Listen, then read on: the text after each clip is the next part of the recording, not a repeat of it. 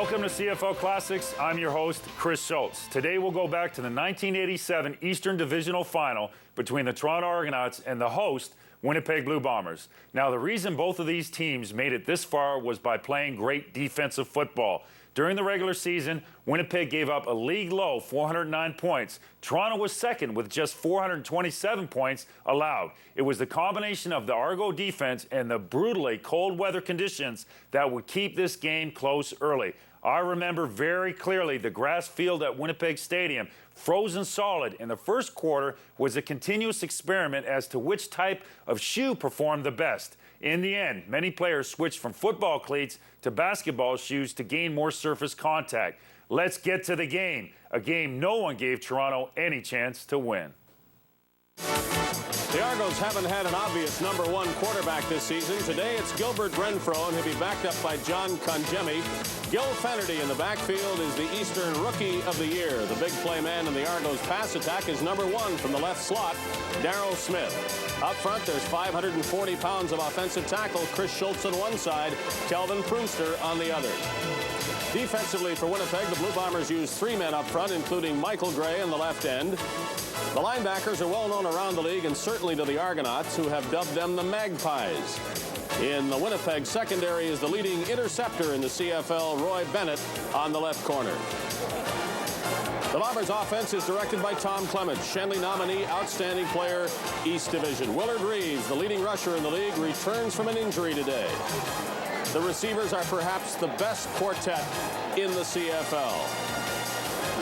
Veteran Nick Bastaya out of the Winnipeg offensive line, and that is somewhat of a concern for the Blue Bombers.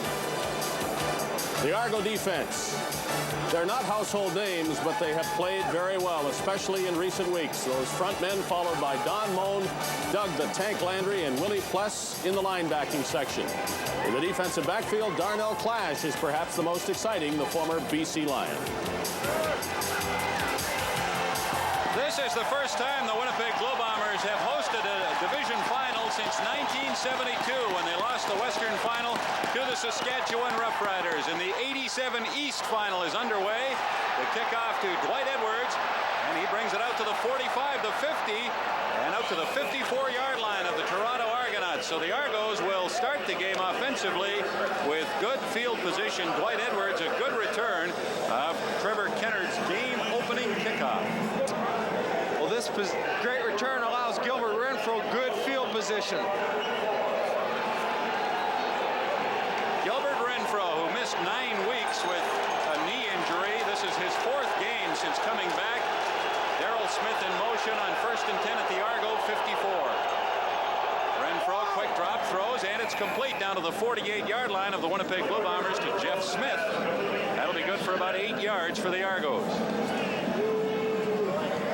There's a good look at the athletic therapist of the Winnipeg Blue Bombers, Ross Hodgkinson, wearing shorts. Doesn't start every game. Doesn't matter if it's 60 degrees or below zero. Now, why do you suppose Ross Hodgkinson is dressed like that? If you had a home record like Winnipeg, maybe he thinks it's all because of him. 2nd and 2, Argos, Bomber 48, handoff left side, Warren Hudson, and he has the first down out of the 45 of the Winnipeg Blue Bombers. Big Warren Hudson, Bob Obilovich told us yesterday he thinks Hudson might be one of the best blocking fullbacks in the league today.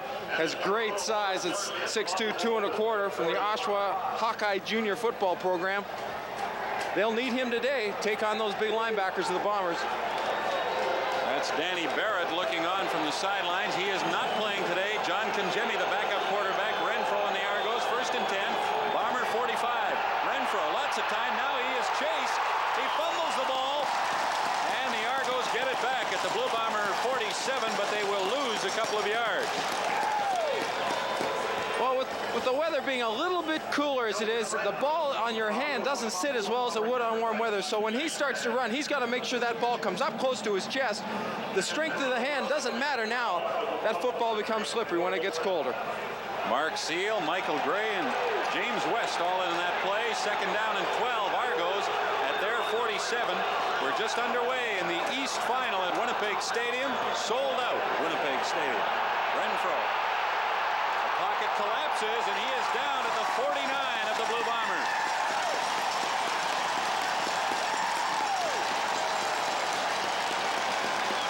There's that pressure, James West. Before the game even started, he was talking with defensive coach Joe Moss of the Argonauts. He gets blocked initially by Beckstead, then just closes in when Renfro tries to move upfield, coming out of the pocket. Neil, the first 2 or 3 plays indicate that the field is a little slippery. You can't push off. You can't be as aggressive with your steps. It's more of a pitter-patter type of running. You even saw West slip a little bit, and that's why Hank Olesic has a broomball shoe on the left foot.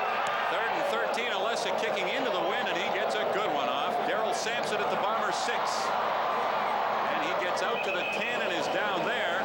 So for the first time in the game, the Blue Bombers will have the football, and we see some pushing and shoving.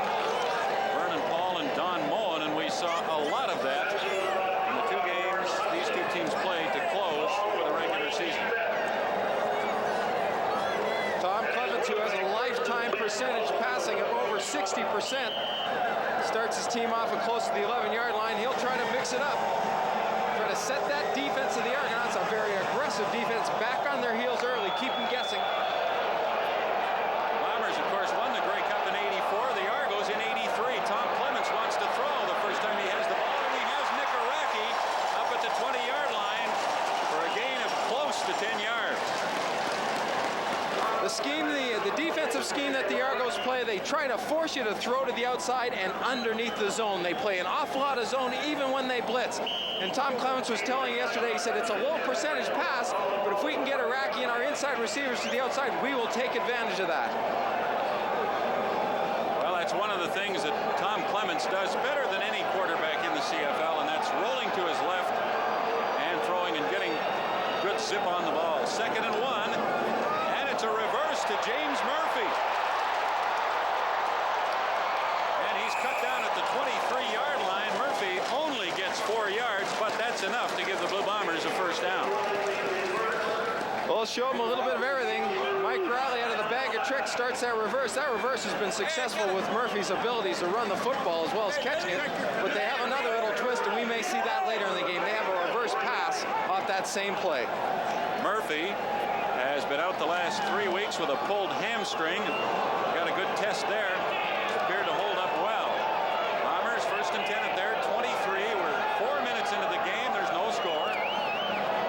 Clements, play action, screen to Willard Reeves. And Reeves is up to the 30.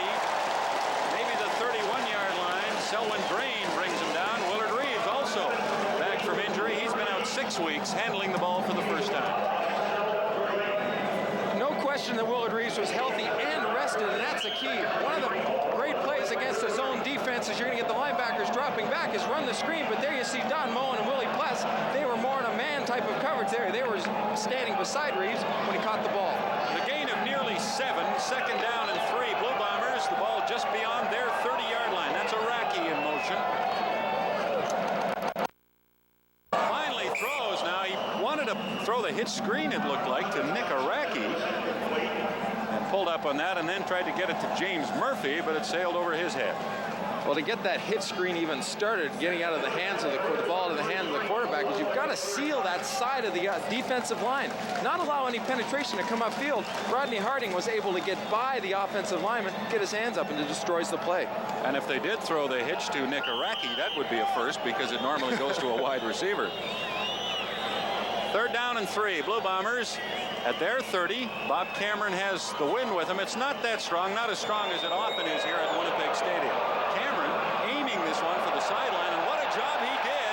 It goes out of bounds at the Toronto Argonaut 34-yard line. We're just over 5 minutes into the opening quarter.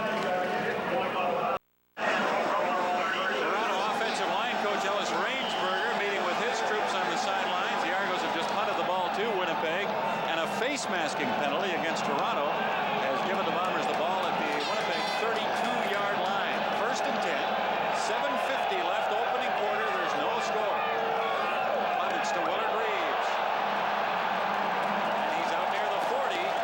Gain of 7 or 8. One of the questions coming into the game is the left side of that offensive line of the Bombers. Rhoda Huskers at tackle, Black moving from tackle to guard, and Lyle Bauer at center. They come off and do a good job with the help of Pat Cantor at fullback, controlling that offensive line right there, just pushing them off the line of scrimmage. Reeves then gets to do what he does best, get going upfield. Willard Reeves has handled the ball twice and appears to be back in form. He's been out 6 weeks, and they were concerned about how he would respond, be a little rusty. Clements on 2nd and 2, won't get it away. He's down back at the 27-yard line by Dan Sellers, who showed his outstanding speed on that play to track down Tom Clements.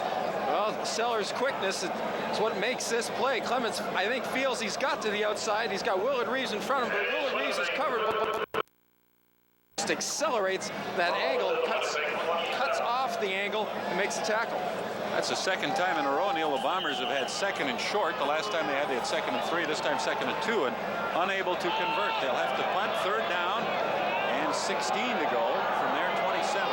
Bob Cameron, great battle snapping, gets it off, and it's a low kick that will bounce and get a good Winnipeg bounce past Darnell Clash, who goes way back to his own 19-yard line before he finally picks it up, and he's surrounded. It's up to the 22. So the Argos won't have anywhere near the field position they would have expected.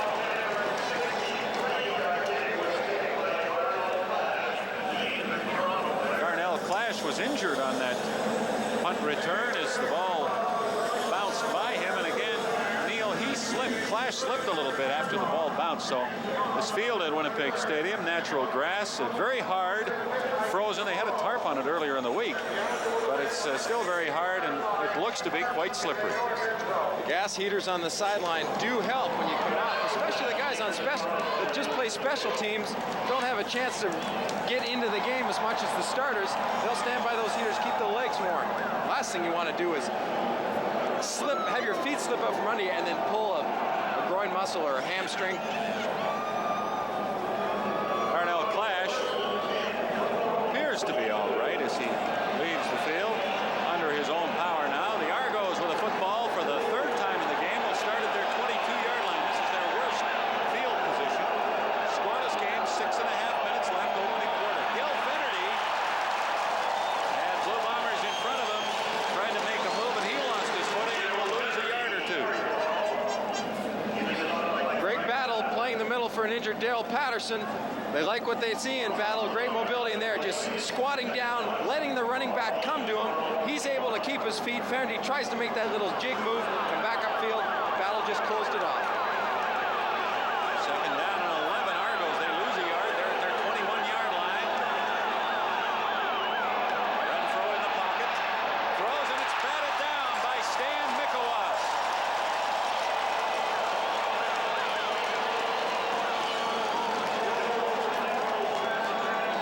Mark Seal having a discussion with one of his old teammates, Dan Ferroni. Big play by Mikowas, knocking the ball down. Playing nose guard, moving around. 53 trap.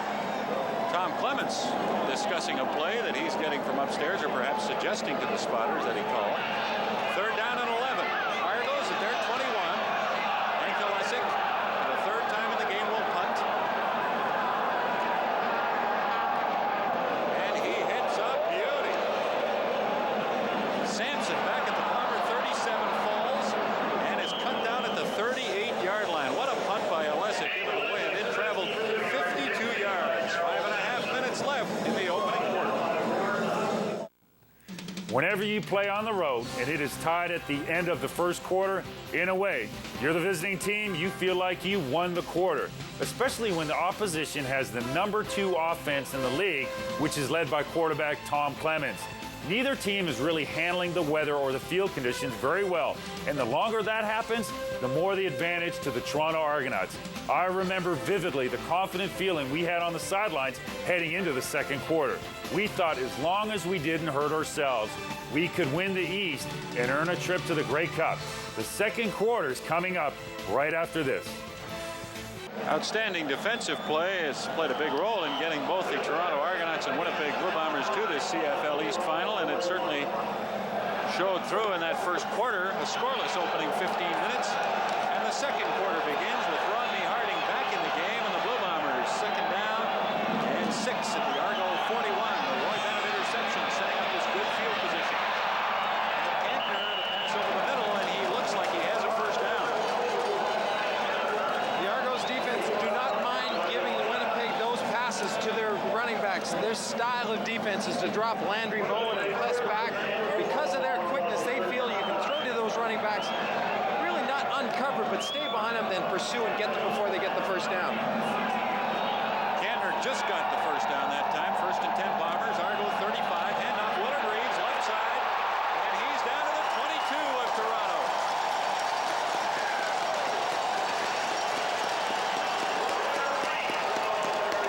That running style of Willard Reeves with the shoulders down.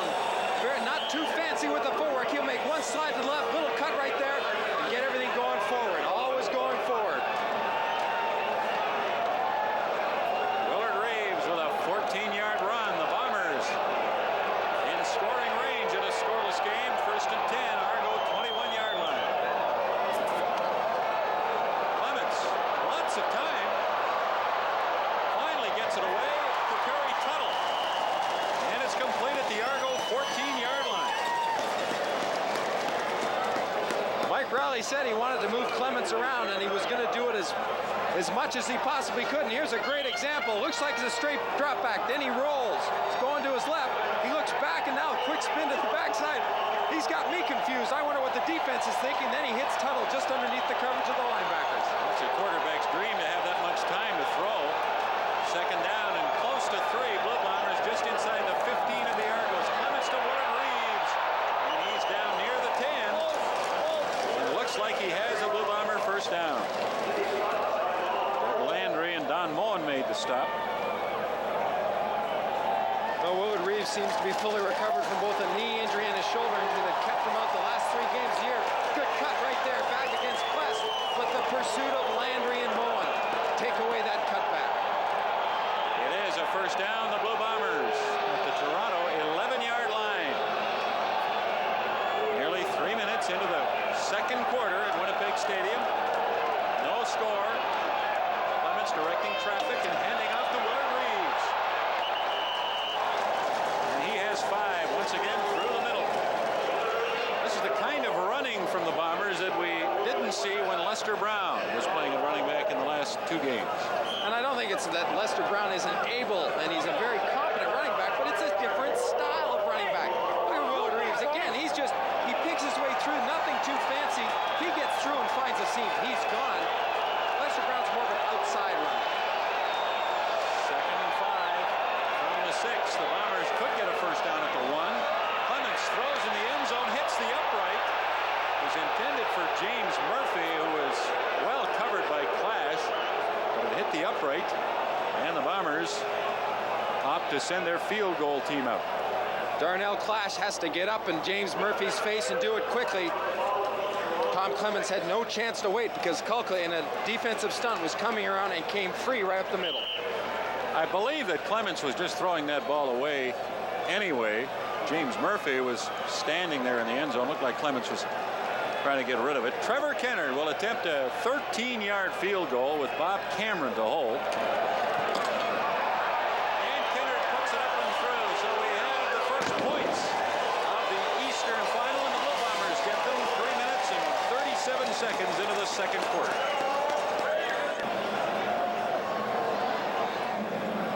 Trevor Kennard has just kicked a 13-yard field goal for the Winnipeg Blue Bombers. First scoring of the CFL East Final. 3 minutes, 37 seconds, the time in the 2nd quarter, and the Argos ask Kennard to kick it off, which he does to Dwight Edwards. And Edwards with a good run back out to the 51.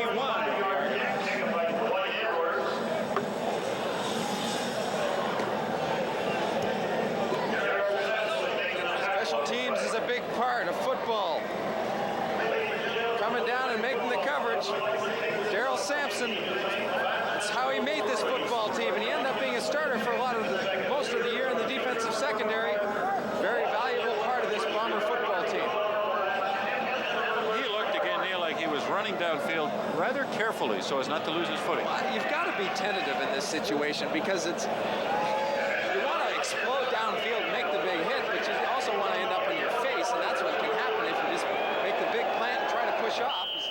We see where the Argos have started from and how they finished off, and that they've been going backwards as far as field position until this point. Gilbert Renfro brings them out this time at their 51-yard line. The Argos have the wind in this 2nd quarter. Renfro stumbles and gets the ball away, and it's no good. said, but there is a penalty flag back near where the football was nearly caught by the Argos. Offensive pass interference, Toronto number 1. Daryl Smith is called for offensive pass interference. Well, that's not a bad call. I think that's a pretty good play. And Bob Bilovich would probably agree when he watches the films, because you don't need an interception right here. Toronto has to move and drive the football, and I think he played it safe there, Smith did, by trying to strip the ball and getting in the way so it couldn't be picked off. Blue Bombers take the penalty. And they march the football back to the 40-yard line of the Toronto Argonauts. Now they move it up near the 41, which is where it should be. First down and 20, Argos.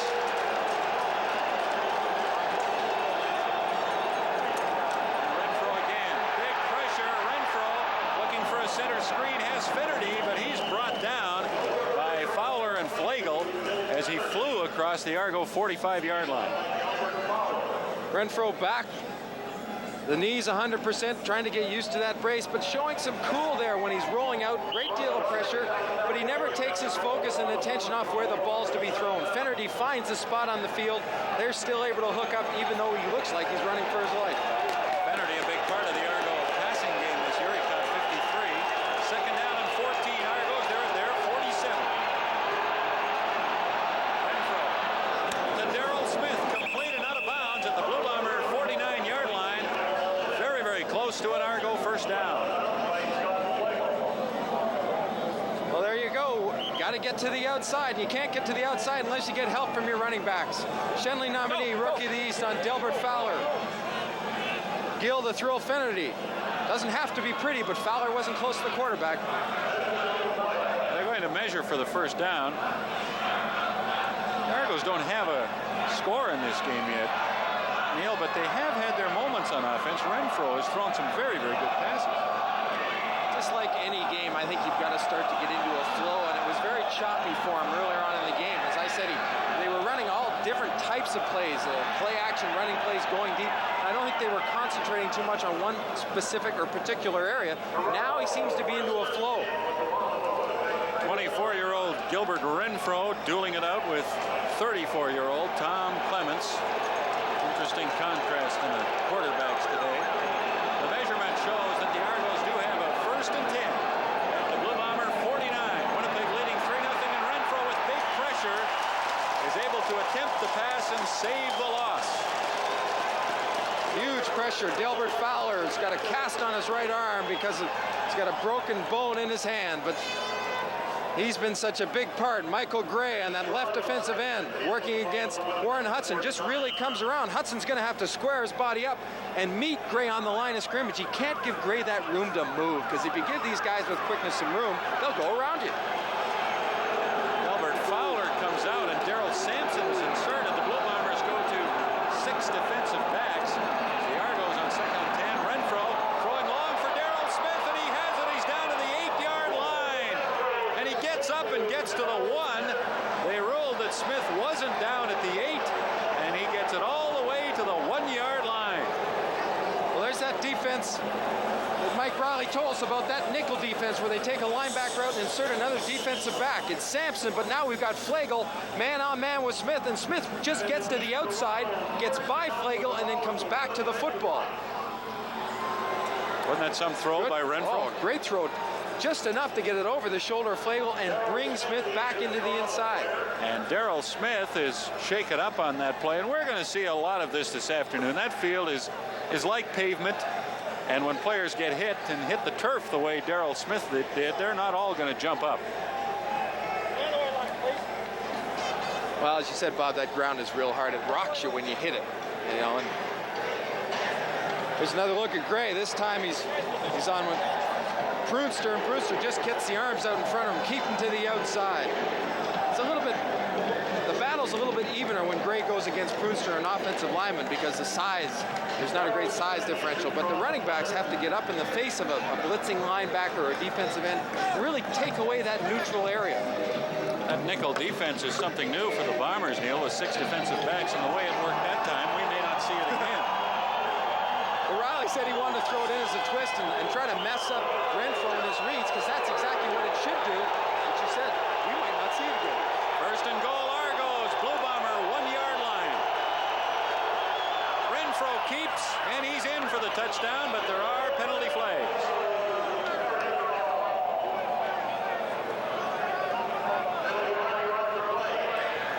Offside, Winnipeg. Touchdown. Touchdown stands. The Blue Bombers were offside, and the Argos have gone in front. Renfro sends his backs to the left, trying to get some movement from that second flow of the linebackers. And he just hops over the right side. Randy Ambrosi. Good push by the offensive line. So the Toronto Argonauts, led by Gilbert Renfro, put together a very impressive series of offensive plays. And if Lance Chomick can add the convert, Toronto will lead by 7-3.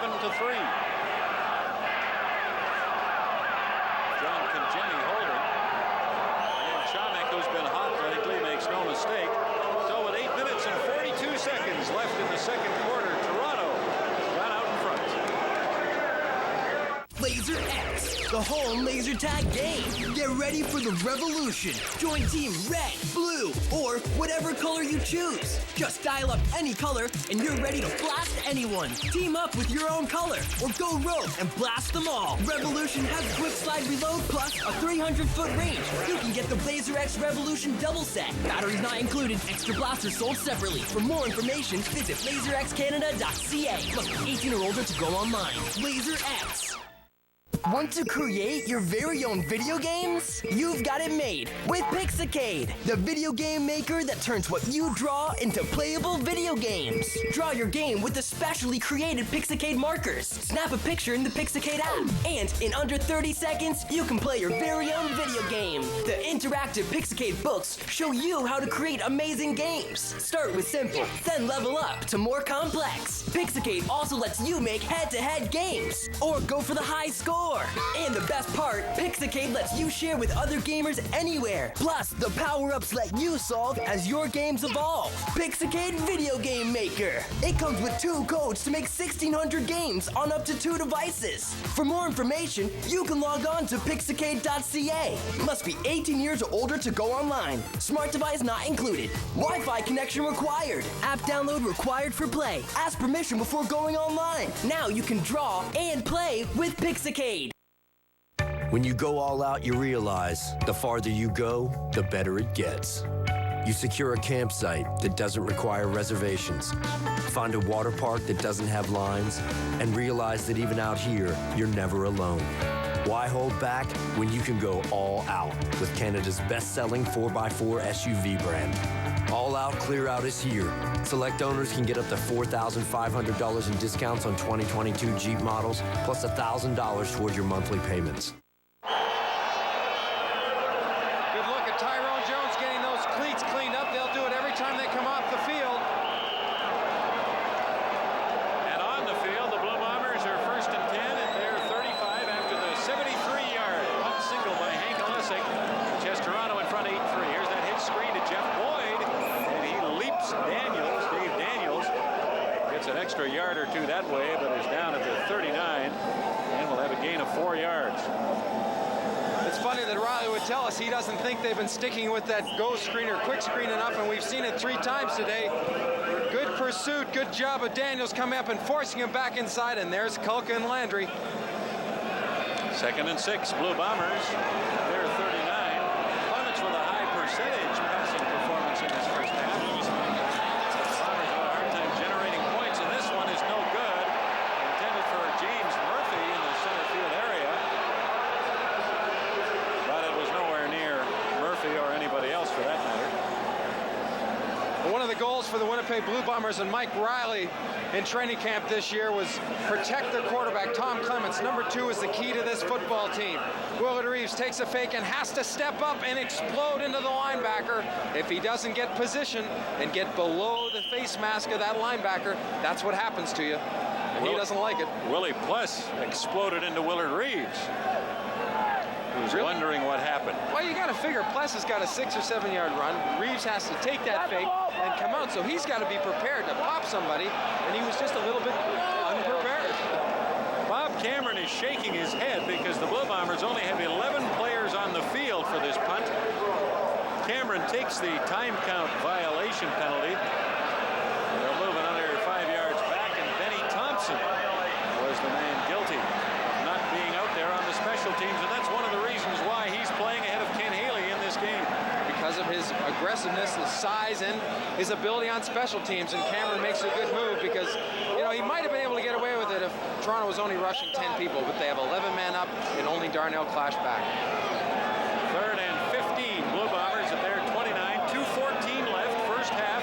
Argos lead 8-3.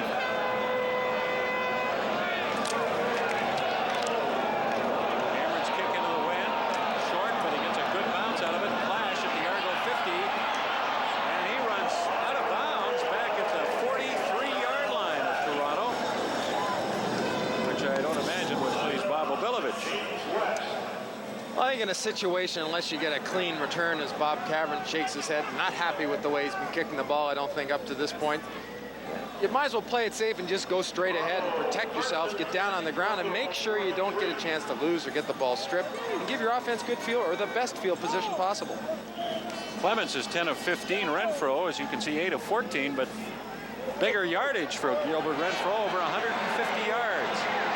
And he and the Argos will start from their 43-yard line with a 1st and 10.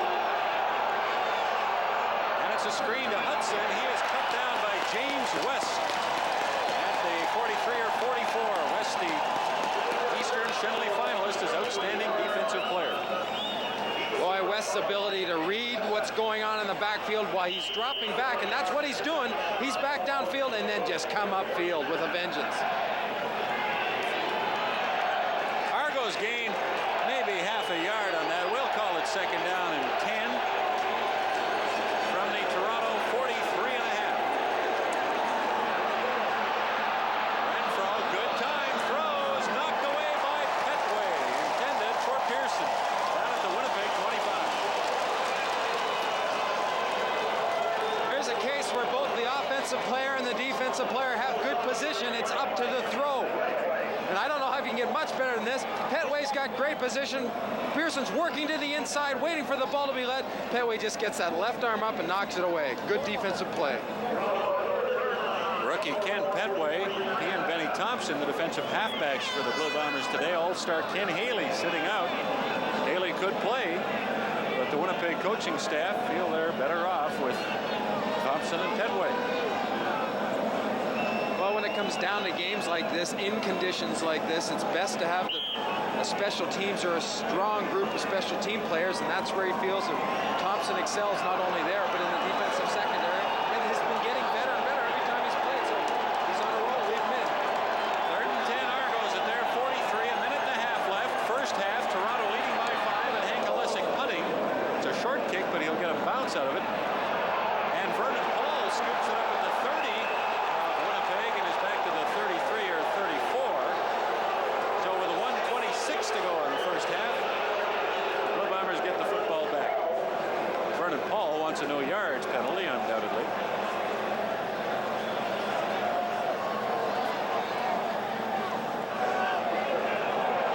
Tom Clements and the Winnipeg Blue Bombers trailing 8-3. 1st and 10, Willard Reeves carrying the ball, and he pops through the middle to the 37 or 38 of the Blue Bombers, a gain of close to 5.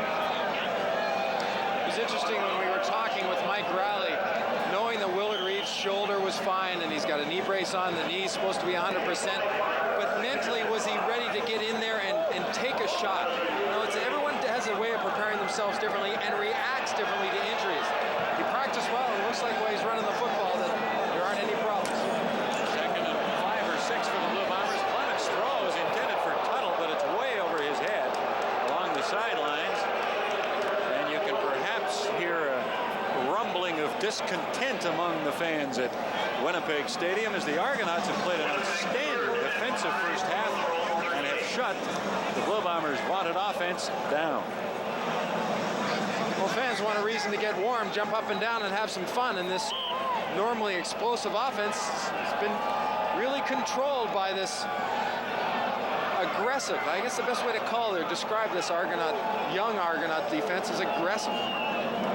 Argos have won 7 of their last 8 games. That includes the Eastern semifinal win over Hamilton last week. One of the major reasons, their defensive play, and lots of evidence of that this afternoon. Bob Cameron kicking on third down, gets a good one off. Clash at the 35. And he can't get his footing, and is pinned at the 36 by Benny Thompson. 53 seconds left in the first half. That's a much better kick by Cameron. I'm sure he's pleased. The man who's made his living kicking in Winnipeg has got to be a good kicker because he's seen all sorts of conditions. Works very hard at kicking into the wind, and that showed right there. Nice tight spiral sends the ball downfield. That was a 38-yard punt. Cameron figures that in 9 of the Bombers' regular season home games this year, 7 of them, the win was a major factor. Not as big a factor this afternoon. It's favoring the Argos in the second quarter, and the pass for Thomas is no good at the 43, although Renfro put it right on the money. The more I watch Renfro stand back in the pocket, and though he doesn't look, physically he looks bigger to me in the pocket. He's only 6'1", 195 pounds, but Bob Wilbovich told us earlier on in the year when we watched him at Exhibition Stadium in Toronto, he reminds him of Warren Moon, and he really does, the way he stands in the pocket and looks downfield. Second and 10. Argos at their 36. Throws for Thomas, no good. Roy Bennett with a coverage. Thomas trying to get some footing coming back to the football to help out his quarterback, but we see some signs of pressure closing in, collapsing that pocket. And then once again, it's Michael Gray from that left defensive end spot. And once again, we see Hank Olesic, who is having a very solid afternoon. Olesic on 3rd and 10 from the Argo 36. And he gets another towering punt away. Headway at the 25. And Hudson is down there to stop him before he got to the 30. They'll mark it at the 29 with 33 seconds left in the opening half. Tom Clements getting some last-minute instruction as to what he should attempt to do in this last half minute. Is this a situation where you go in with the 33 seconds left and say we're going to be conservative? We might try to throw the football, but we'll throw it short and then regroup at halftime, make the adjustments? What do you think? We'll know in a few seconds. I'd throw it long. No, I'd throw it long. Why not? But they are going to stay conservative and give it to Willard Reeves, who gets about 3 or 4 yards. 32 or 33. 29 seconds left now in the first half. Half that has been dominated by the defensive teams, most particularly by Toronto's defense. Willard Reeves might be the only running back around that is wearing 2 knee braces, and not just the little support braces, but full-fledged braces. I wonder how he can run it. There's the toss to Reeves on 2nd down. And he powers out to the 39 of the Blue Bombers. He'll come up just short of a first down with 5 seconds left on the clock.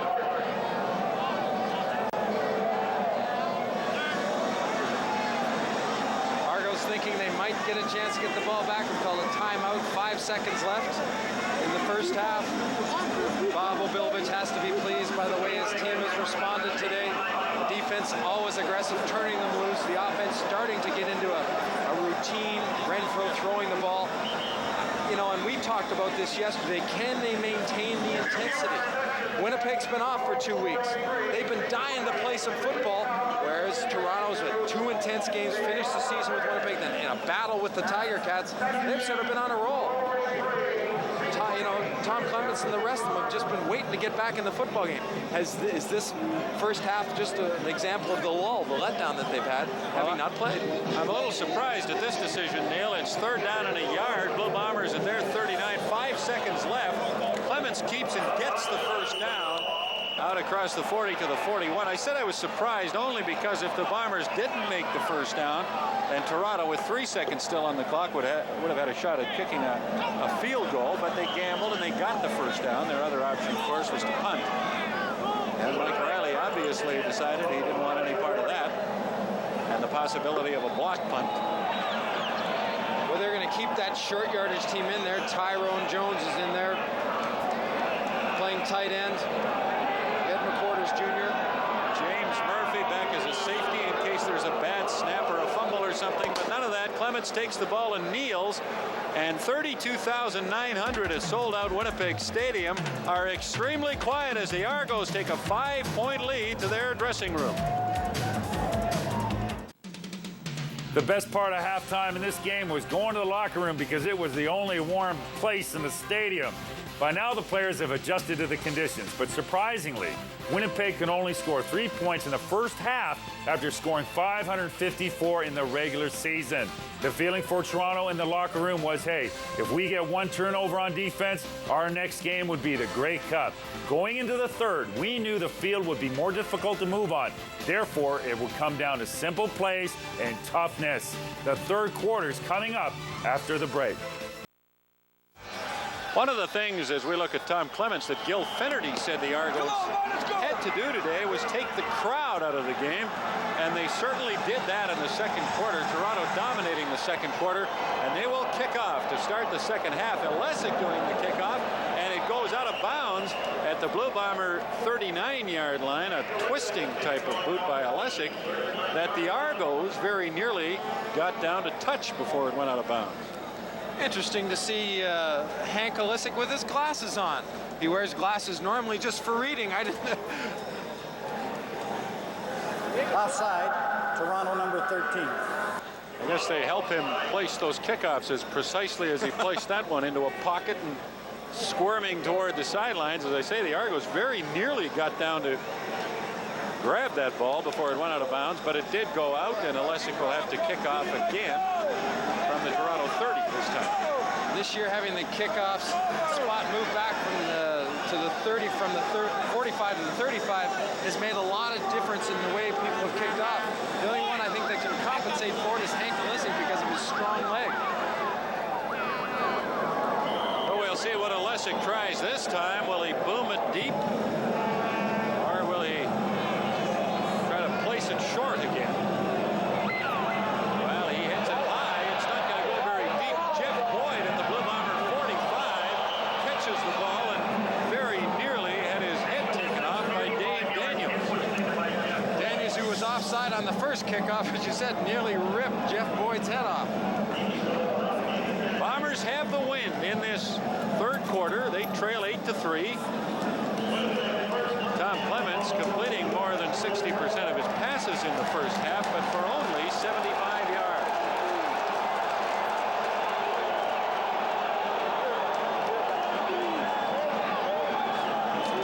And off Willard Reed. He'll get 3 or 4 very, very tough yards through that middle. We're seeing a different look on the Argos front four, or should I say front three. Usually they line up Dan Sellers, Gerald Bayless, Rodney Harding, and Glenn Kilka, but they like to use Sellers like Winnipeg likes to use Tyrone Jones, move him around, and on that, in the last play, he was lined up as a linebacker. Second down, Blue Bombers, and 7 yards to go. The football at their 48-yard line. Clements has time and has Nikaraki, who gets away from one man and is into Toronto territory all the way down to the yard line.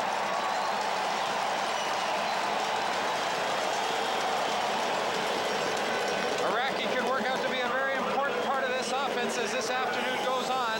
The Argonauts from the wide side of the field, blitz halfback, Selwyn Drain. That's going to leave an area. Look at Landry trying to run over to fill that area, but Iraqi gets to that flat before Jake Bond can come over and make the coverage. And Iraqi, nice little straight arm and good block on Darnell Clash. He gets upfield. Blocked by Jeff Boyd. This is Willard Reeves on first down, and Polka grabs him just as he crossed the line of scrimmage, stopping Reeves for a gain of 1 yard, maybe 2. That defensive front of the Argos has been very, very good so far today. They've got great size and great mobility. Oftentimes you get the big fellas up front that can't move. That's the one thing that these guys can do. Big, strong, and are very mobile. Second and 9, Bombers. Argo 43. Boyd wide right. Murphy splits left. Tuttle is also right. So is Iraqi.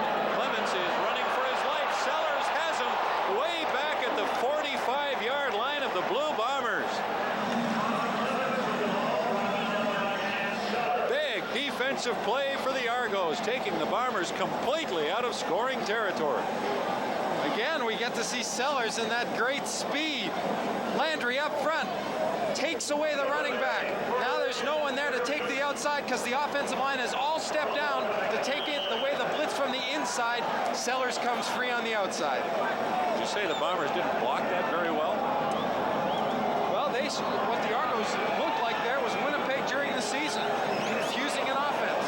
And the snap to Bob Cameron bounces, and he gets away his best kick of the afternoon. Flash back at the Argo 19. Gets away from one Blue Bomber, but that'll be it. Benny Thompson very aggressively hauls him down back around the 13 or 14-yard line. An aggressive tackle by Benny Thompson, close to being a head tackle. We've seen a few of those, Kulka and Willard Reeves. I think that's the type of thing that might set this game off into a real battle in that type of hitting. That's a 49-yard punt by Bob Cameron. Big sacks, though. I mean, it's one thing to sack a quarterback, it's another thing to send it back 15 or 20 yards, as Sellers did to Tom Clements. The Argos leading 8-3 in the CFL East Final. 2.5 minutes into the second half. Toronto with the football for the first time. First and 10 of their 19. Renfro to toss to Finnerty. And Finnerty has a good opening, and he's out across the 30 to the 31 or 32. Finnerty taking that pitch under control. He realizes he can't afford to slip. Warren Hudson out in front. Boom, good block right there on Gray to kick to the outside. Finnerty comes straight up the gap. Nothing fancy, but he'll get that yards going straight ahead. 11-yard run by Gil Finnerty. Argos with a first and 10 of their 31-yard line. Finnerty the other way this time. Flag goes down as Finnerty gets up near the 35-yard line. Toronto number 37. Warren Hudson is caught for holding in the Argo backfield. Once again, Hudson's the lead blocker coming sweep left. You'll see him just in motion right there. He'll block once again Michael Gray, but that right arm wrapped around behind the leg. Gray probably would have gone down anyways, but that's just a little bit too much effort there. That's a tackle. Just wanting to make sure it was Hudson that Gray didn't get involved in the play, and it cost the Argos 10 yards. All back at their 21. They'll be first and 20. 8-3, Toronto leading in front of a sellout crowd of 32,946 at Winnipeg Stadium. Renfro, lots of time for Darryl Smith, and it's tipped away and nearly picked off by James West.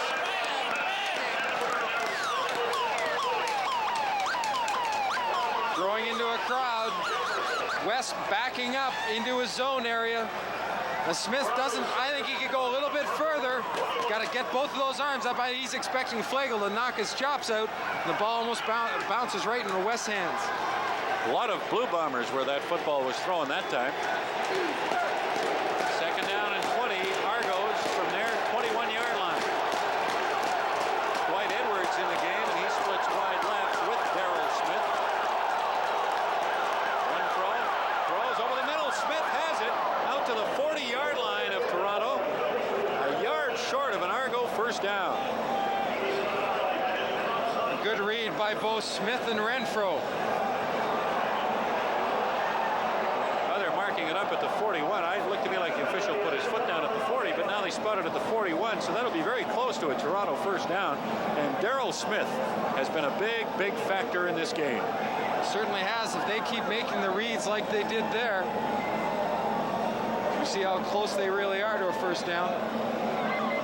It's the best way to take the sting out of a defense, an aggressive defense like the Bombers, is be successful when they're going to blitz, when they're going to come after you. And Bob Obilovich has worked diligently with his quarterbacks to pick up the reads, to recognize when they're blitzing. Last time they blitzed, Flegel left the middle open. Smith makes the catch. Third down and inches. Argos at their 41. Renfro keeping, trying to go underneath.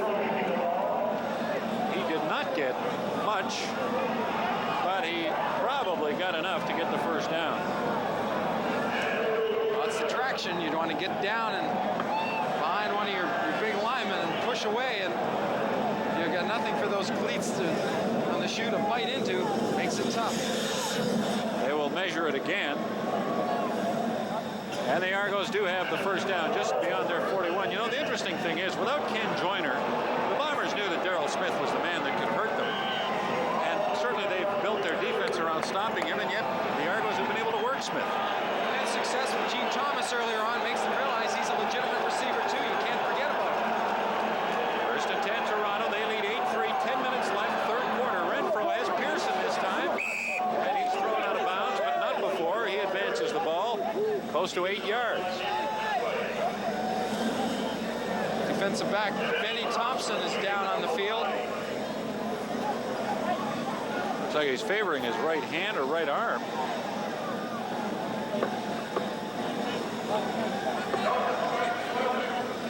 Receiving attention from Ross Hodgkinson, the trainer, who with long pants on. Hi, Rez. Hi, Mom. Hi, Dred. You got your message through.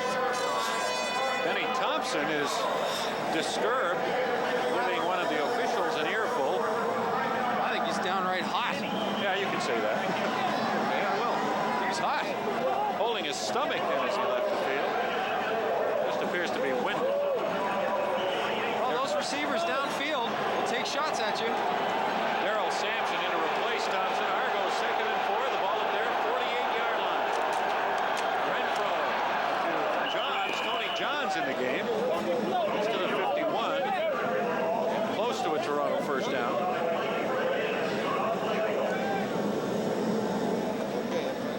Argos with great flexibility and the talent they have in the backfield. Both Warren Hudson and Johns can run out of fullback or halfback spot. And of course, the rookie of the year in the East, Gil Fennerty, can be so effective. So they've got a few weapons in that backfield. And once again, they measure. It's 2nd down for Toronto. I should make that 3rd down. And they'll have about a foot to go. Benny Thompson back in the game. Again, Neil, we have to praise that Argo offensive line. They're making the running game go now. And they've protected Renfro reasonably well most of the game. They're winning that battle at this stage of the third quarter. Renfro keeping on 3rd and inches. Once again, he didn't get much, but probably got enough for the first down. Well, a situation that Bob Obilovich would like to be in for the rest of the afternoon is what they're doing right now. 2nd and 3rd and 1 and 2 inches. Because that really allows your offense to control the defense and what goes on in the field.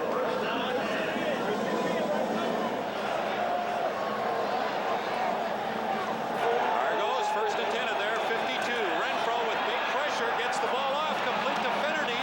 Fowler hauls him down, but Fennerty gets to the Bomber 49, and once again he's within a yard of a Toronto first down. Yeah, but Delbert Fowler, who's played a big part in this defense, more so than he did the year prior because he's a big blitzer. Renfro gets the ball in the face of West blitzing. He's able to get out and cover Fennerty. Great range does Delbert Fowler have.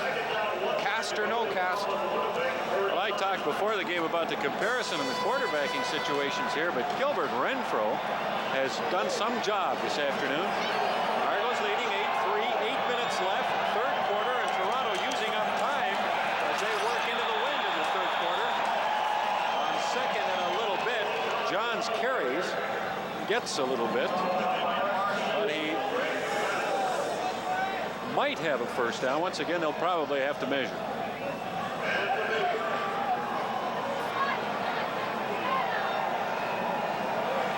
Not only are they moving the ball downfield, they're chewing up valuable seconds. Seconds that Mike Riley wanted to have with the wind behind him. And once again, they're going to come up 3rd down and inches. But this is exactly what Bob Obilovich would want going into the wind. A time-consuming drive where you're running off lots of plays, keeping the ball in play and in control, and it's just a very, very impressive drive by the Argos. Mike Riley signaling to his defense. He sees something that makes him believe the Argonauts are going to throw the ball in this situation. I don't know, 3rd down and 1. I'd keep it on the ground.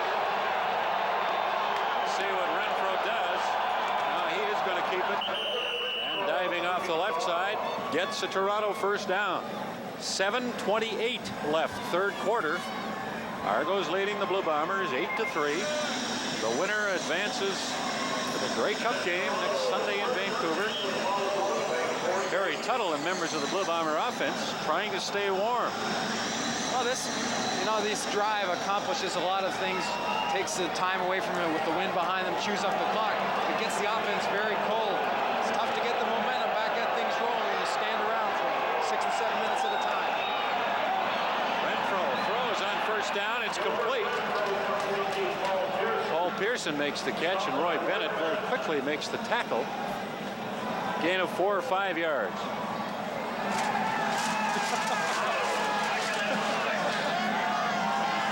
That's great.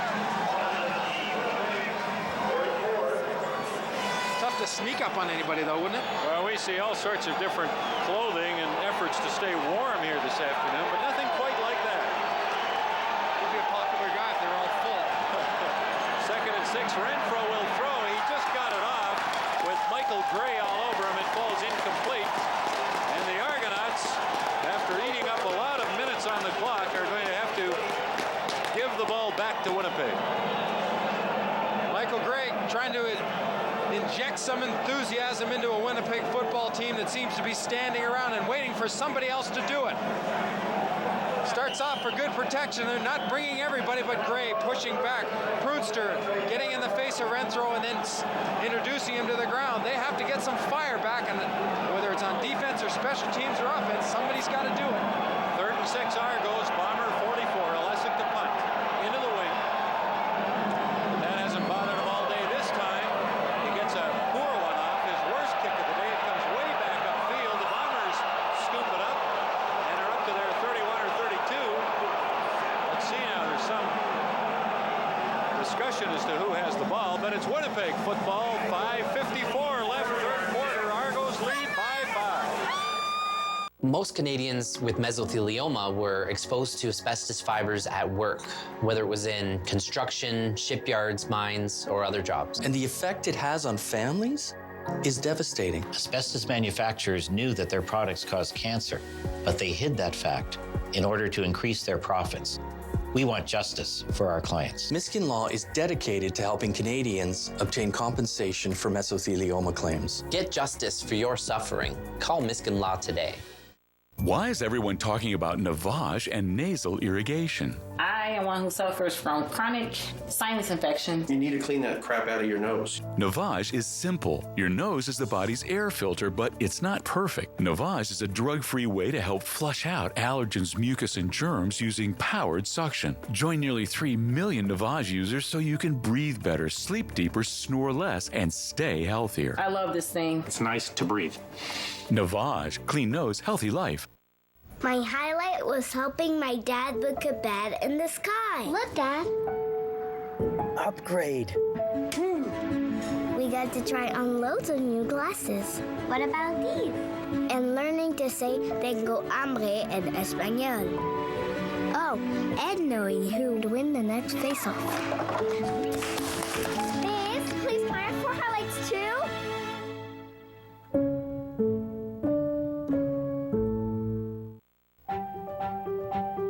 Exposure to asbestos is the main cause of work-related deaths in Canada. But most people don't know compensation is available to them.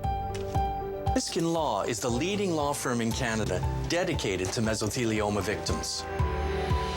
If you or a loved one have been diagnosed with this deadly cancer, get in touch with us today. We start from a position of compassion, and we want you to know that you do have options. Call Miskin Law today. Toronto Argonaut football, and here's why, Neil. A short kick. Roy Bennett feels Alesic coming up. He goes to make the play. He fumbles the ball, and the ball goes to the Argos, but was it no yards? Well, the Argos were certainly within 5 yards on that, but Toronto has the football at the Blue Bombers' 30-yard line. Covering the Alesic punt. That pass intended for Pearson, knocked down by Benny Thompson. 5:39 left in the third quarter. Toronto leading Winnipeg 8-3 in the CFL East Division Final. See, See the look in Benny Thompson's eyes. Stare right through you right now. It's starting to get a little bit ugly along the offensive and defensive line. They're throwing some people around. The tempo's picking up. Argos at the Bomber 30 on 2nd and 10.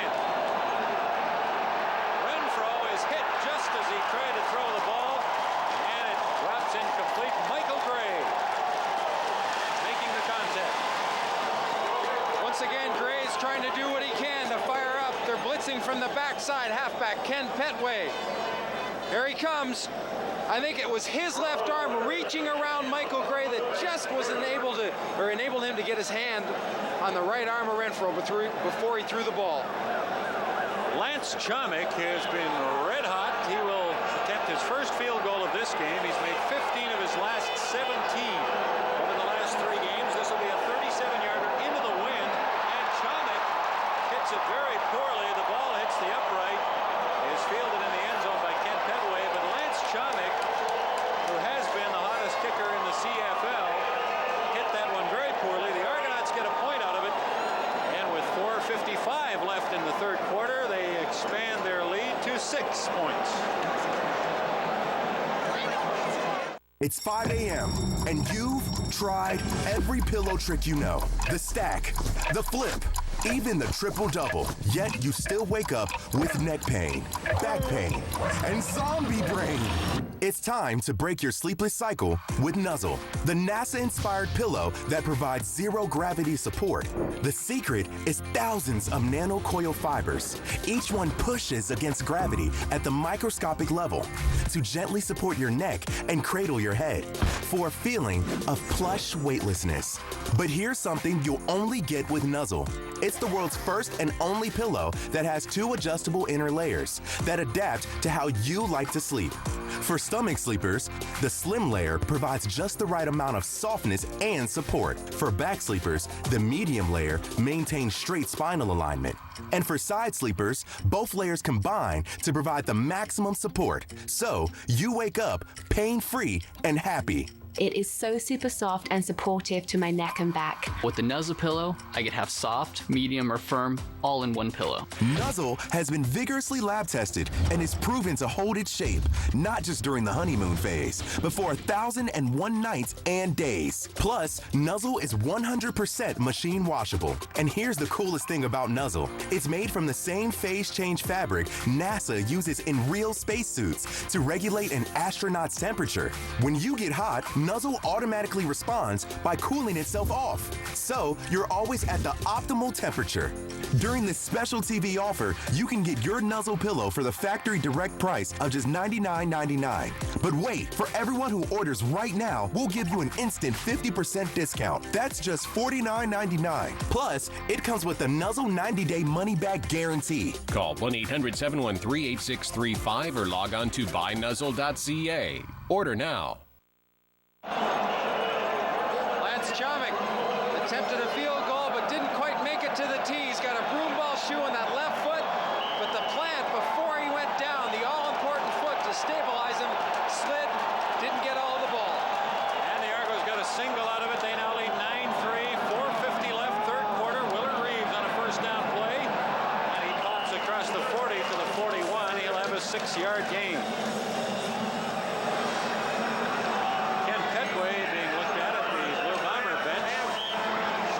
Some muscles in his right leg.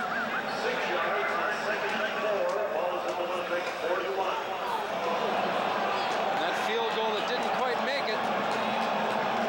See Petway just go down on one knee and then come up holding the back of the right leg. 2nd and 4. Clements for Jeff Boyd drops the ball. 53-yard line of Winnipeg. Clements couldn't have thrown that one any better. And that's the second blatant drop the Bombers have had today. This nature, those can be very, very critical. They'll be frustrating, as you said, the second one, the first one earlier on in the first half by Murphy. Again, a big play would have given them a first down in Argo territory. They dropped that one too. Get in there, Darryl. And the Bombers showed their frustration after that play on the field as they trailed by 6 and can't seem to make anything work for them. 3rd and 4.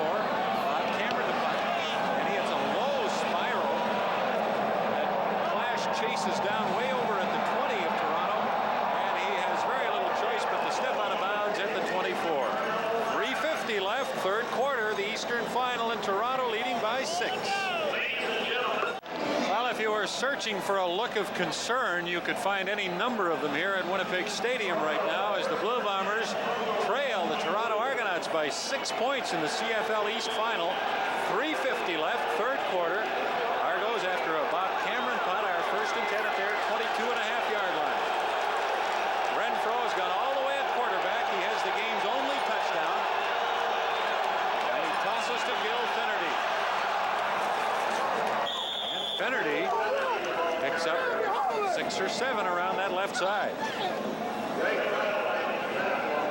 Well, to get around on a sweep, and this is about the 5th time they've run that play, a power sweep.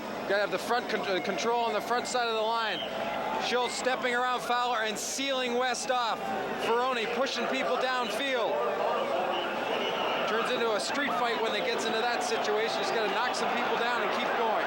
Finnerty is more known as a nifty slick runner, but he's run tough this afternoon, Neil. He's run smart, too. 2nd and 4 Argos. Their 29. Renfro for Johns. He's going to get a Toronto first down. Out to the Argo 36-yard line. Well, that play didn't look like it was going to go anywhere, the way the Winnipeg Blue Bombers reacted on defense. But again, big plays come up from their offensive lineman. Dan Ferroni comes out in front and makes that play go. That's why he's all-star.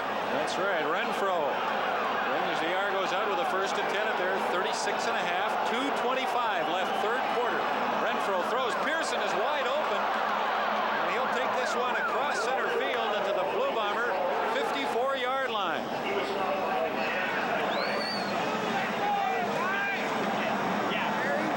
Mike Riley's first ever playoff team, of course, as a head coach. That's Bob Padilla, one of the assistants beside him.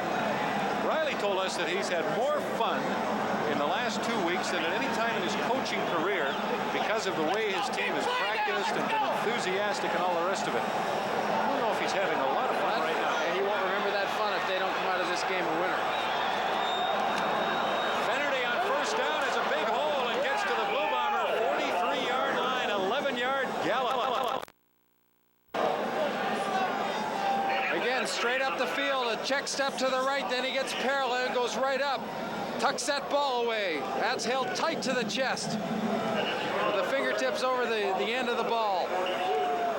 They say these games are won in the trenches. The Argos are winning that battle right now. First and 10 at the Blue Bomber, 42.5. A minute 10 left, third quarter.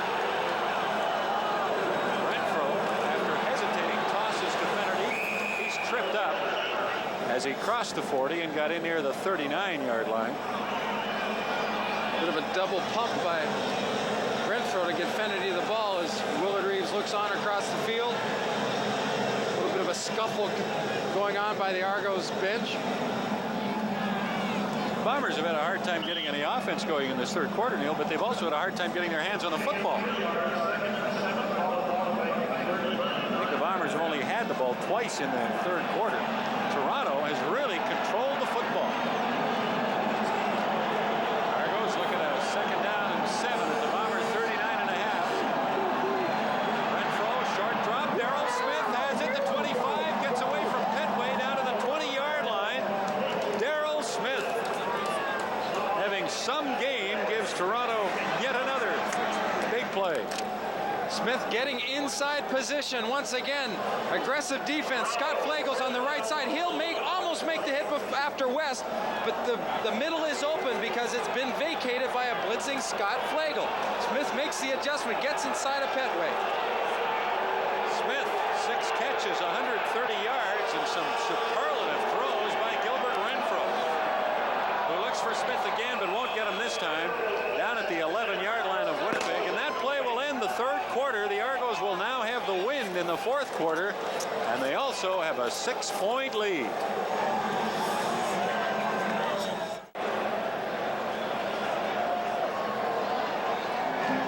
The CFL East Final through 3 quarters has been a rugged defensive struggle, with the Toronto Argonauts holding the upper hand as the fourth quarter begins. Toronto leading 9-3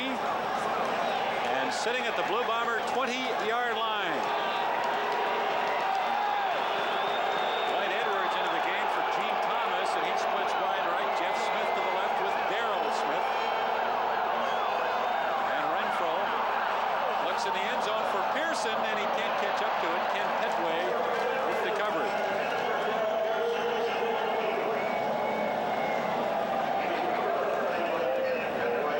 Renfro's been intercepted once today, but in the last 7 games the Argos have played, they've been intercepted twice. And all season long, they only had 19 passes picked up.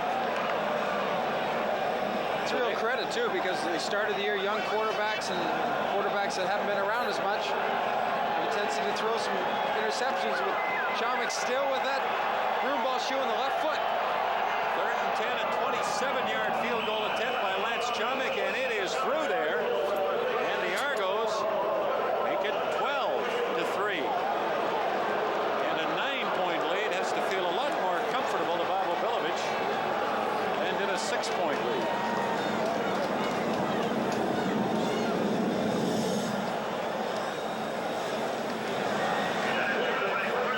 There's still a whole quarter to go, and it could come down to some crucial plays. A very deliberate approach by Chomik. Not striding out as much, not reaching, but putting the foot down instead of stepping ahead.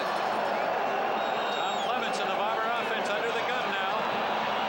Clements has pressure, gets it away to Willard Reeves at the 41, and he fights to the 45. He'll have a 10-yard gain, very close to a Bomber first down.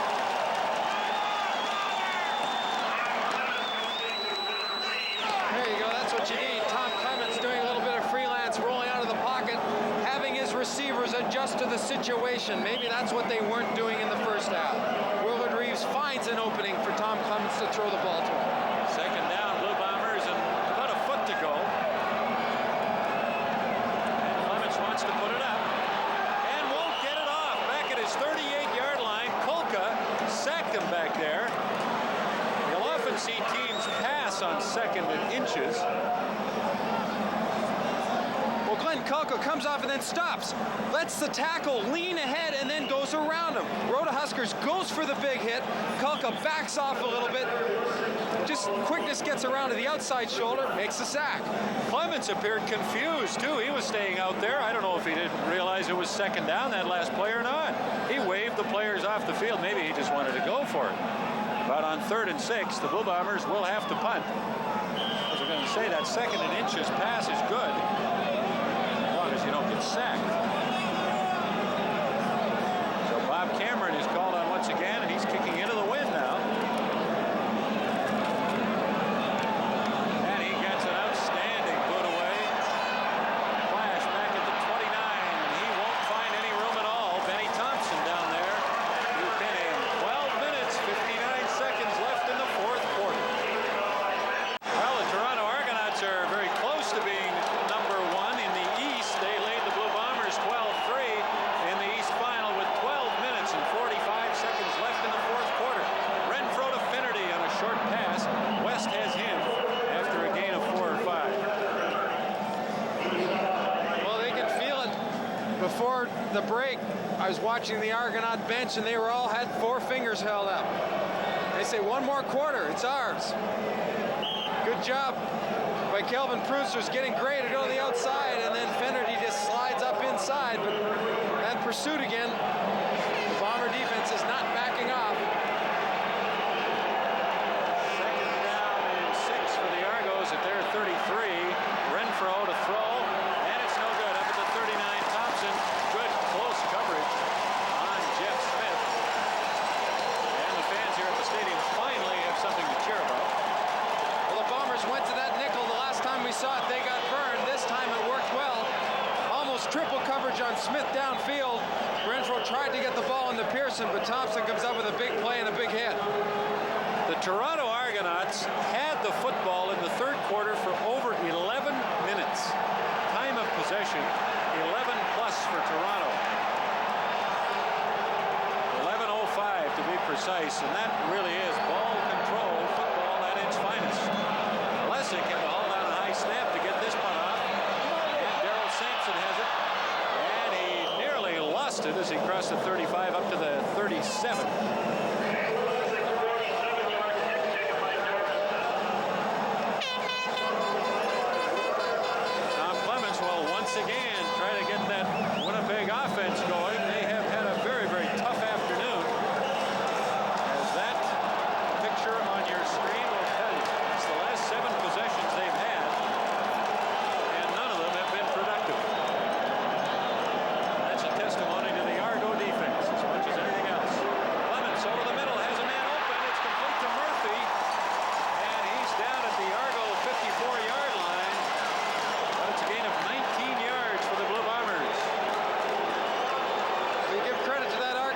Yes, a couple of the drives by Clements have been stalled by drop passes, but not this time.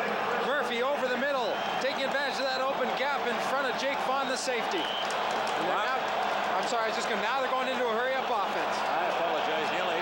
Bombers like to do this when they're struggling on offense. They like to keep things going. A quick toss over the middle to Willard Reeves will get them 4 or 5 yards. We've seen it work before. It's a way to grasp some intensity and the momentum. Where you see the linebackers just taking a drop back, letting things happen in front of them, and then Don Bowen comes up and lays a stick on Reeves. Second down and 5. Blue Bombers. Argo 49.5. And it's a draw to Willard Reeves. And he gets to the 39 of Toronto. First down, Bombers.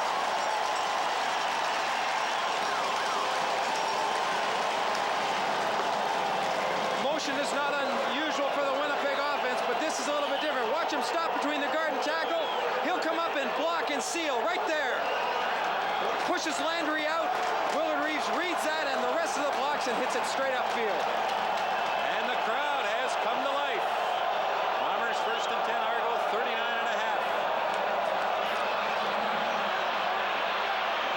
Clements had his receiver fall, and the ball is picked off by Jake Vaughn, who was flat on his back down at the 18-yard line.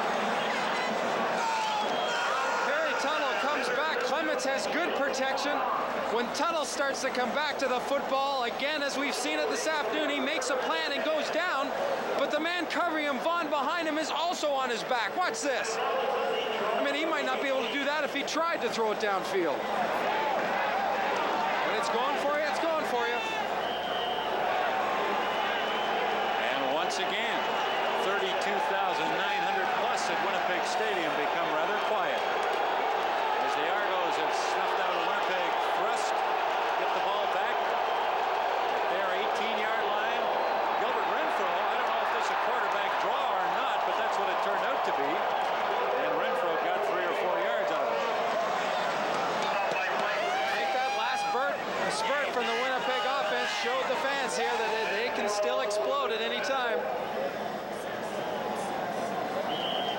12-3, Toronto in front. 8 minutes, 50 seconds left in the fourth quarter. Argos second down and 6.5 or 7 from their 22-yard line. Renfro gets it off to Pearson. 25, first down to the 30 and up to the 31-yard line. I can't say enough about the game that Gilbert Renfro has played here this afternoon. Is that you? Pearson gets out into the flat. Renfro has the ability to throw the ball downfield, but he can't, if he doesn't get the protection by both his backs and his offensive line, he can't do that. Today he's getting exactly that. Argos first and 10 at their 31. Clock down to 8 minutes. Costa Finnerty right side. And he follows his blockers very well and gets a 4-yard gain out to the 35. Another sweep to the short to wide side of the field this time. Good play by Roy Bennett. You see Hudson in front. Bennett takes Thomas and pushes him back and doesn't give a side one way or the other. Finnerty has no way to cut that way. Good defense by Bennett. Second and 6. Argos. Football at their 35-yard line. Finnerty 9 carries for 49 yards in this game. Renfro sprinting left. West giving chase. Renfro gets away from him and runs out of bounds at the 41-yard line of Toronto. Very close to an Argo first down. Looks like he has it. Well, that nickel defense might be doing what Mike Rowley had wanted to right now. Fowler had come out. Sampson had gone in, and Renfro, though he was running, it seemed like for his life, had a chance to look downfield quickly and didn't recognize anything. James West forcing him and pushing him out of bounds with the help of Benny Thompson. Another Bomber who was pursuing him out of bounds was Tyrone Jones, and we haven't seen a lot of number 35 today, have we? No, we haven't. Argos first and 10 at their 41. Controlling the ball again and eating up time. Gil Finnerty. Good run out to the 52 or 53 of first down. Again, a sweep to the short side of the field. The offensive linemen are coming off and getting pieces of people downfield. And the key block by the fullback right here, Hudson. Boom. Spin him around and knock him down.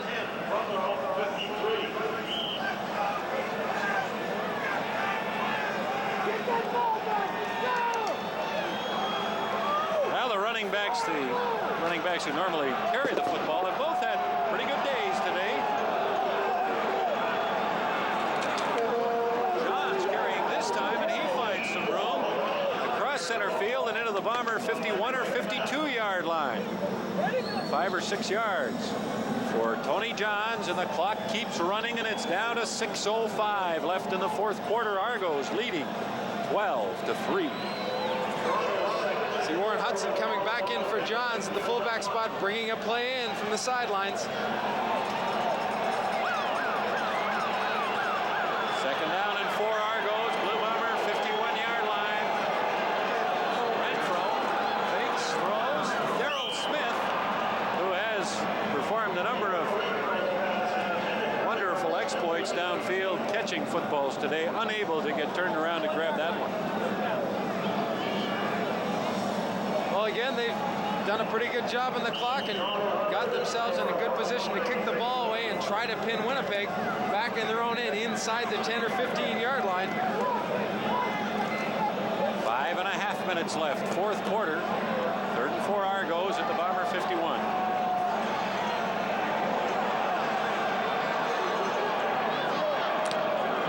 And Alessic gets a poor kick, but he'll get a good bounce out of it down to the 10-yard line at Darrell Sampson. Sampson fumbles at the 20, and the Argos have it at the Blue Bomber 14-yard line. Toronto Argonauts with a 9-point lead have the football with 5 minutes and 10 seconds left in the fourth quarter.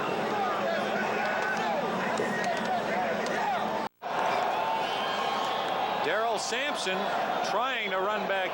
A Hank Alessic punt is hit by Selwyn Drain.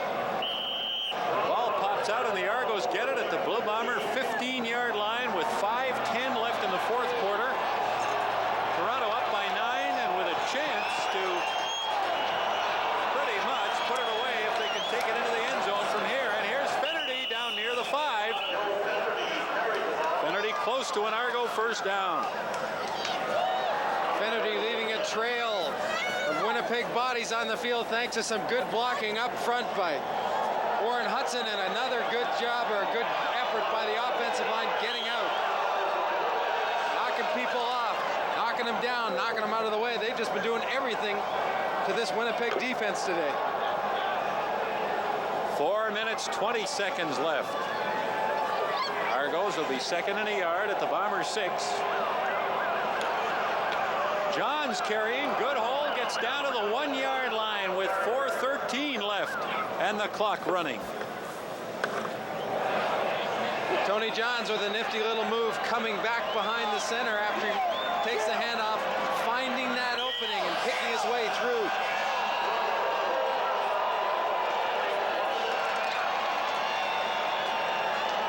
First and goal for the Toronto Argonauts at the Blue Bomber 1-yard line. Renfro to Johns, and he's in easily. And Toronto goes in front by 18-3 with 3 minutes and 42 seconds left. And how about this?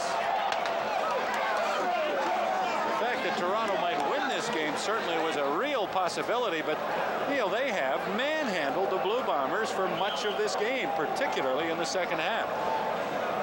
Well, coming into the game, they looked very even. Both defenses played extremely well all year, very aggressive, but everyone was leaning to the Winnipeg Blue Bombers, their offense, their experience, their explosiveness. The coins flipped this afternoon. Lance Chomick gets the convert, and with 3:42 to go, the Argos have a 16-point lead. We've seen a lot of wild and woolly finishes in the CFL this season. The Winnipeg Blue Bombers one left in the bag here at Winnipeg Stadium because they're in deep trouble, trailing 19-3 with 3 minutes and 42 seconds remaining. Both those men that were on the screen have done a fine job with their football teams this year, and maybe the break that Winnipeg has had, the 2 weeks off, and that tough trail that the Argos have had to go is showing up. The intensity coming into the game. The bespectacled Hank Olesic to kick off after the Johns touchdown. This is Ken Petway who gets it out to the 41-yard line.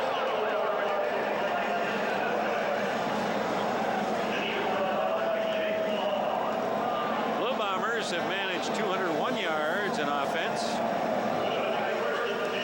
And most of that, about 150 of that in the first half. And Gilbert Renfro has directed the Argonauts to 341 yards. And what a game Gilbert Renfro has played. With good balance, 107 of that on the ground. Clements and the Blue Bombers desperate now. Clements with Sellers giving chase, gets it away, completes it to Tuttle, who is forced out of bounds at the 43-yard line of the Blue Bombers for a gain of 2 or 3. All these weapons that the Bombers have, Tuttle and Murphy and Reeves and Boyd, they've all been taken away by the Argos today. Not to mention Clements.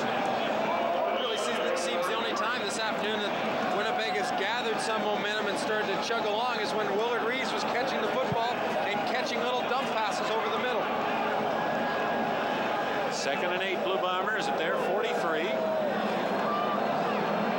Clements over the middle for Boyd. It's complete, and he's to the Toronto 40 with 2 minutes and 50 seconds remaining on the Winnipeg Stadium clock. The Blue Bombers into Argo territory, but they're a long way behind. 2 minutes, 50 seconds left, 4th quarter. Winnipeg Stadium, CFL East final, and Toronto Argonauts enjoying a 16-point lead. The Blue Bombers have a 1st and 10 at the Toronto 40. They need to score quickly, recover an onside kick, score again, and get 2 two-point contests. Mr. Brunson? Well, if anybody can do it, that man, number 2, I think, can direct him to do it. Willard Reeves on a delay, and he'll have about 6 yards down to the Toronto 34-yard line. 2:35 left. Clements wants a huddle, and he's trying to hurry his players up. Now he's going to go with a hurry-up offense.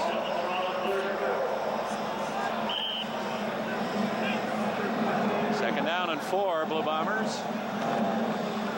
Clements to pass, has some time, and he just throws it away. Nick Araki was the only Blue Bomber in the area, but Clements was clearly just getting rid of that football. And now the Bombers will face 3rd and 4 at the Argo 34. And if they don't convert it, then any slim chance that they have of coming back will pretty well be gone. Well, Vernon Paul comes into the huddle, sending Pat Cantner to the sidelines. Probably bringing some help in as far as the play goes. 3rd and 4, Bombers. Flags are down. Clements throws and has Araki for a 1st down at the Argo 25-yard line. Araki doesn't want to stop there, but finally they blow the whistle. Now we'll wait and see what the penalty's all about, and the Argos are indicating it's against the Blue Bombers. Steve Rodehusker's left tackle, 66, came up a little bit early. Illegal procedure, Winnipeg number 66. Right side of the screen. It'll come up. There you go. Can't have it.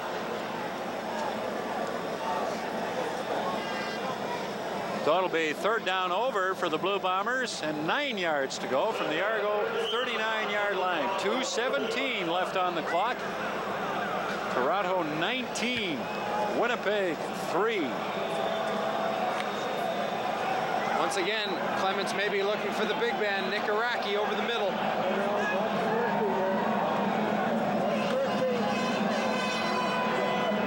Clements for James Murphy, but it doesn't get anywhere near the Blue Bomber wide receiver.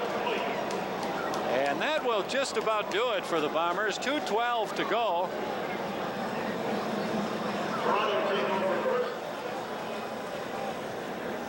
.212 left on the clock at Winnipeg Stadium, and since the 1st quarter, This has been as quiet a stadium as you will ever see, as quiet a sold-out stadium, perhaps I should say. The fans came here to celebrate and have fun today. Some of them I'm sure did, but from the first quarter on, it's been all Toronto. Well, they were having fun until Smith came up with a big catch. Then, of course, Renfro caps it off with a touchdown, and from that point on, it's been all Toronto. Argos lost 3 yards on that first down play, but they used up some time, and they're using up some more as Renfro takes the ball, and he'll run with it. And he'll be hauled down back at the 27 by Delbert Fowler with 1:48 left on the clock, and the Blue Bombers are going to call a timeout and stop the clock here so that they'll get it back with about 1:40 to go. Looking back over the season and the success the Winnipeg Blue Bombers have had when they haven't had the success, one game comes to mind. We did it here on CFN against the Edmonton Eskimos when the Eskimos offensively were able to neutralize the Winnipeg defense, take away those stunts and the aggressiveness that makes them so effective. I mentioned at the top of the show in training camp, Mike Riley had 3 goals. 1, to protect his quarterback. 2, not to have any punts blocked this year. And number 3, pressure the quarterback every possible defensive play they can. Those were the keys for success for them. They've been able to establish and be successful most of the year, but the defense problem has arisen today. We talked about Tyrone Jones and how his effectiveness has been negated by the Argos. Mark Seal, a former Argo, undoubtedly finding this difficult to swallow. Hank Olesic to punt, and he hits another gorgeous boot. Petway at the 29. And he's rocked at the 36-yard line by Sellers and Selwyn Drain. Rocked is a good word to describe that. Sellers made a big impression today, chasing down Tom Clements on a number of plays, big sacks and special teamwork. You know, you look at this Argo team, maybe the word possessed is the best word to describe the way they're playing. They just want to be in Vancouver. They've shown it the way they played the last few weeks. I would say that fits. They have played like a team possessed. And the rewards are on the scoreboard as they lead 19-3. 1:32 left as Clements finds Nikaraki over the middle for a gain of only 6 yards or so. That's Greg Battle, one of the Bomber linebackers and their third down snapper since about mid-season. Tom Clements and the Winnipeg offense going without a huddle. Clements looking for Iraqi, and it's intercepted by Sellers. Willard Reeves has him and brings him out of bounds down at the Bomber 22 or 23, and a flag comes down. The Bombers are going to be charged for a late hit, I expect. 1:20 left on the clock, and the Argos pick off Clements, and if there was any doubt, there is no longer.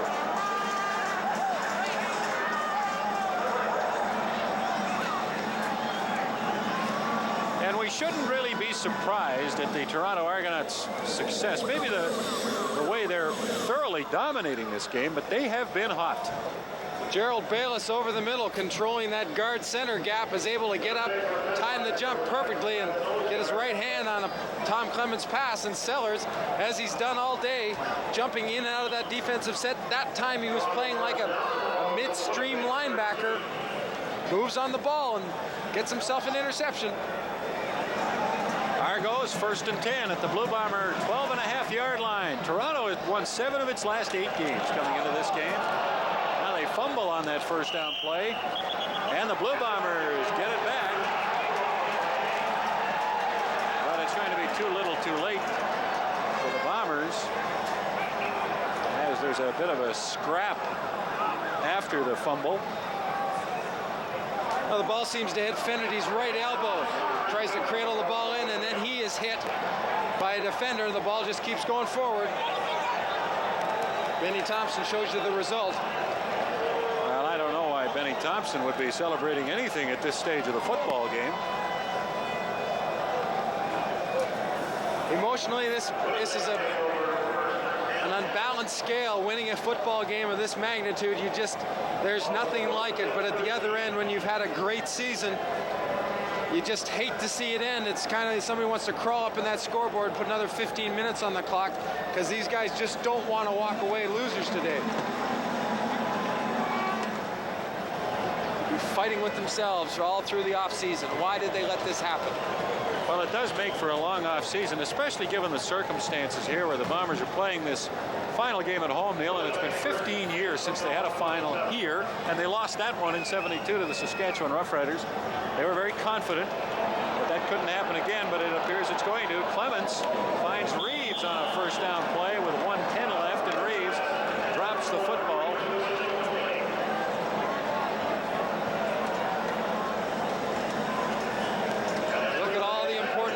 That go into winning a football game.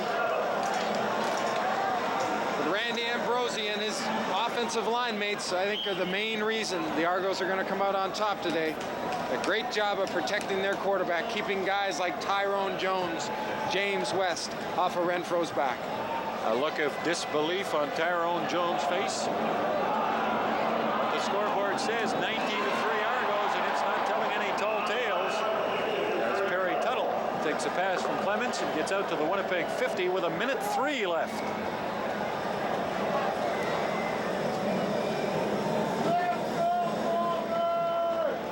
Well, if anybody still questioned how good the Toronto Argonauts were, they've left their card today here at Winnipeg Stadium. They are good. Perry Tuttle can't catch that ball down at the 40. Daniels may have touched it. Certainly disrupted Tuttle enough that he couldn't catch it.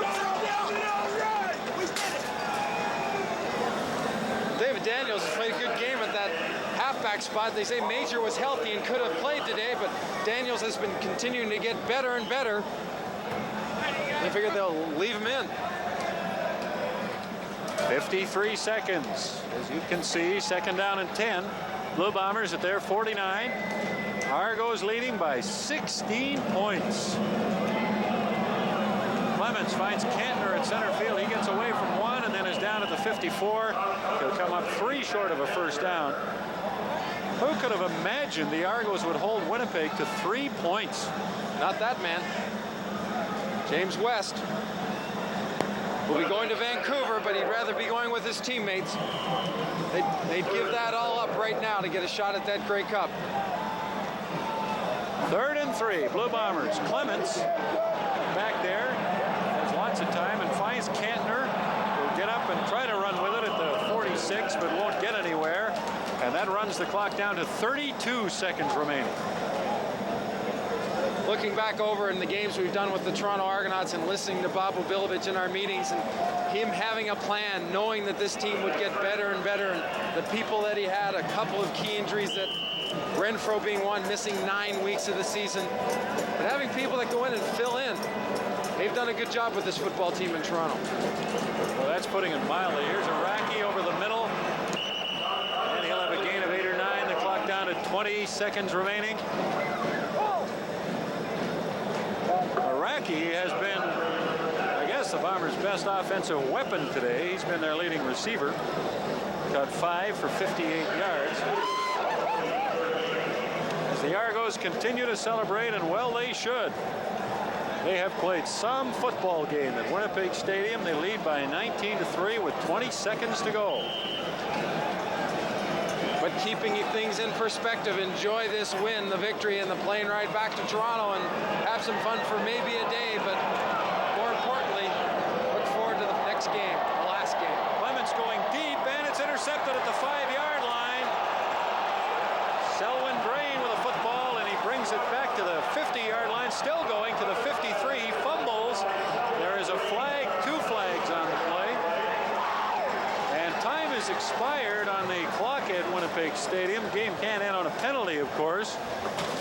Although Ross Perrier may rule that the infractions illegal pass cancel one another. Illegal pass is what he calls, and that's it. And the Toronto Argonauts have come into Winnipeg Stadium, and they have really walloped the Winnipeg Blue Bombers 19-3, and they'll now go to Vancouver next Sunday for the Grey Cup game. So the 87 Eastern title goes to the Toronto Argonauts as they pull off the 19-3 upset of the Winnipeg Blue Bombers. When it came to talent, the Bombers had a big advantage. But the 87 Argos played their best football in the second half of the season, and in particular, this Eastern Final game. The Argos would go on to face Edmonton in the Grey Cup from BC Place in Vancouver. 74 points were scored in that game as Edmonton outlasted the Argos by a score of 38-36. For CFL Classics, I'm Chris Schultz. Thanks for watching.